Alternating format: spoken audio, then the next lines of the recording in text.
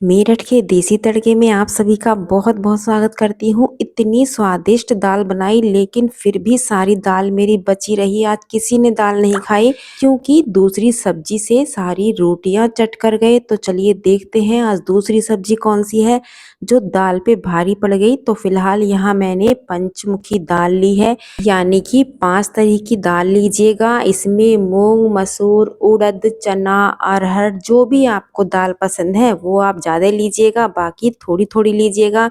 तो इन सारी दालों को मिक्स करने के बाद अच्छे से धो लेते हैं और धोने के बाद 15 मिनट के लिए रेस्ट पे छोड़ेंगे ताकि सारी दाल बढ़िया से फूल जाए।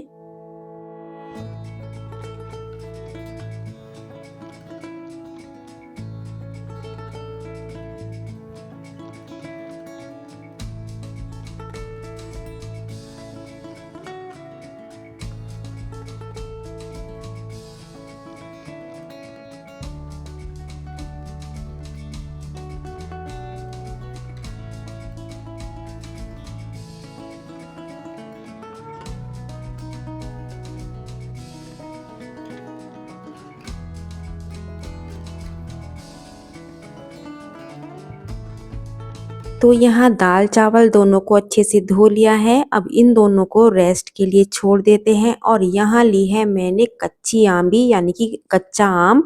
काफ़ी बड़े साइज का है। इसे आप 2 आम से, 3 आम से, जितना मर्जी उतने आम से बनाइएगा। फिलहाल मैं 1 आम से बना रही हूँ क्योंकि आम का साइज भी बड़ा है और मुझे केवल इतना ही बनाना है। तो इस कच्चे आम को छील लेते हैं और छीलने के बाद इसे छोटे पीस में काट लेते हैं।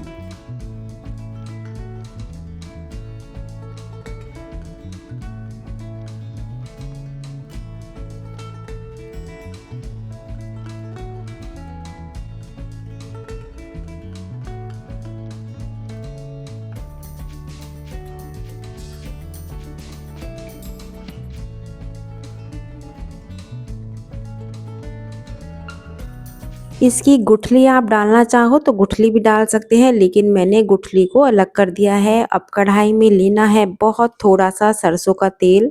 जब तेल अच्छे से गर्म हो जाए तो इसमें मेथी दाना, काली सरसों, जीरा, जब सारी चीज़ें अच्छे से चटक जाएं तो इसमें आम भी डाल लेते हैं।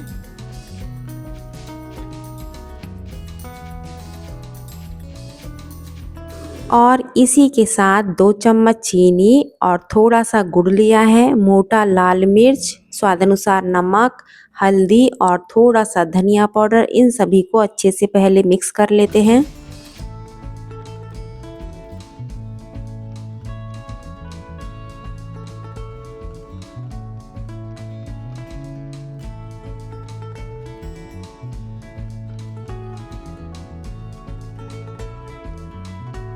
अच्छे से मिक्स करने के बाद इसे ढक के बिल्कुल गैस की फ्लेम को कम कर देते हैं ताकि गुड़ चीनी अच्छे से मेल्ट हो जाए। चाहो तो 2 चम्मच इसमें पानी डाल सकते हैं ताकि कढ़ाई में हमारा ये लगे ना। तो चलिए इसे ढक के पकने के लिए पहले छोड़ देते हैं।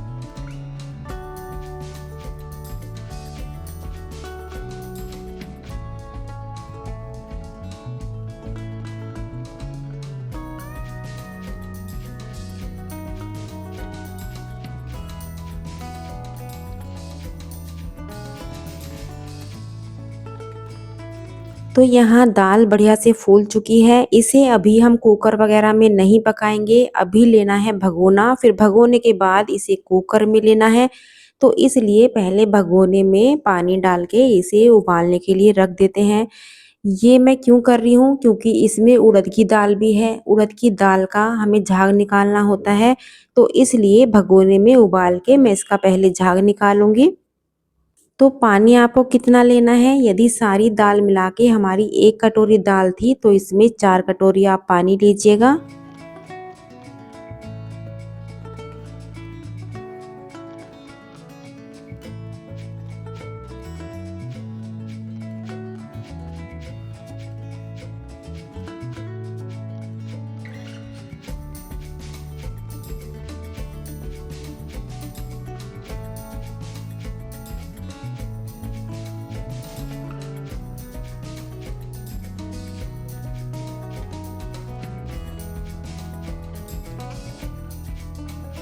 तो दूसरी तरफ चावल भी पकने के लिए छोड़ देते हैं।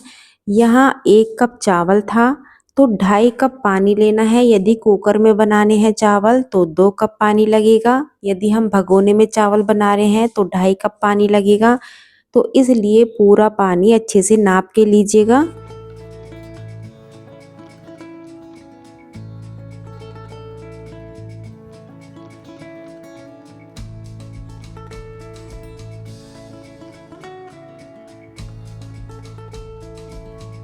और पानी के साथ ही 1 चम्मच देसी घी लिया है। इसमें चाहो तो 1 चुटकी नमक भी डाल सकते हैं, लेकिन मेरे परिवार में क्या है, इसे बूरा के साथ भी खाया जाता है, यानी कि मीठे चावल भी खाए जाते हैं, तो इसलिए मैं नमक नहीं डाल रही हूँ।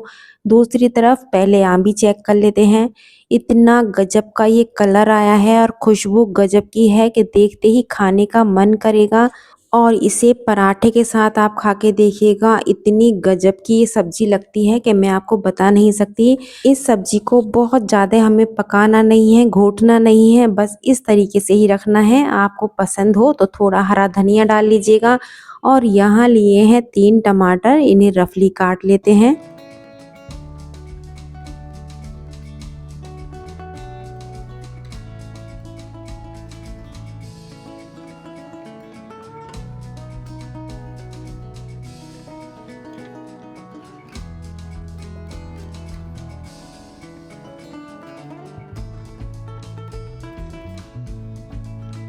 और इसी के साथ ली हैं 2 से 3 मिर्चें। आप चाहो तो अदरक भी ले सकते हैं, लेकिन गर्मी का टाइम है तो मैं अदरक बहुत कम यूज़ करती हूँ सब्जियों में।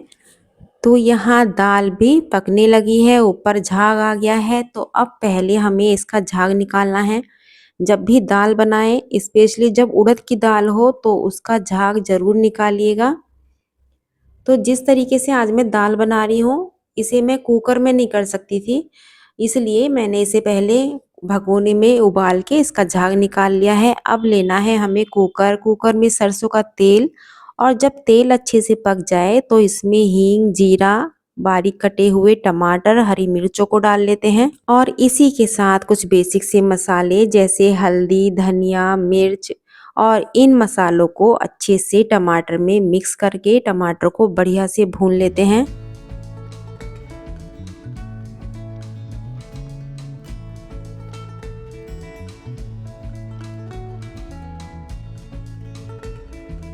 जब टमाटर बढ़िया से मैश हो जाए, एकदम बढ़िया मसाला भुन जाए, तो दाल को यहाँ पलट लेते हैं।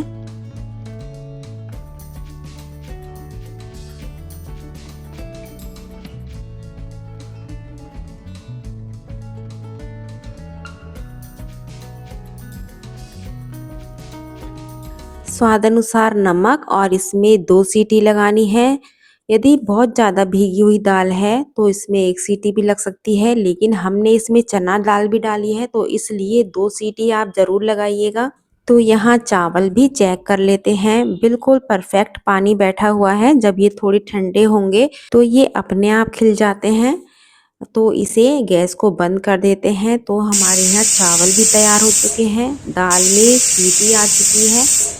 तो अब हमें क्या करना है, अब हमें बनाने हैं 1 से 2 फुलके। और आपको क्या करना है, केवल एक प्यारा सा कमेंट्स करना है कि आप कहाँ से मेरा वीडियो देख रहे हैं, और आपको इस तरह की रेसिपी पसंद है या नहीं है, या आप कौन सी रेसिपी मुझसे चाहते हैं। तो चलिए, यहाँ मेरे फुलके भी बनके तैयार हो चुके हैं। इस दाल के साथ आप घी के हाथ की रोटी भी बना सकते हैं। तो फिलहाल मैंने यहाँ चकले की ही रोटी बनाई है। तो चलिए, इस पे थोड़ा सा घी भी लगा लेते हैं।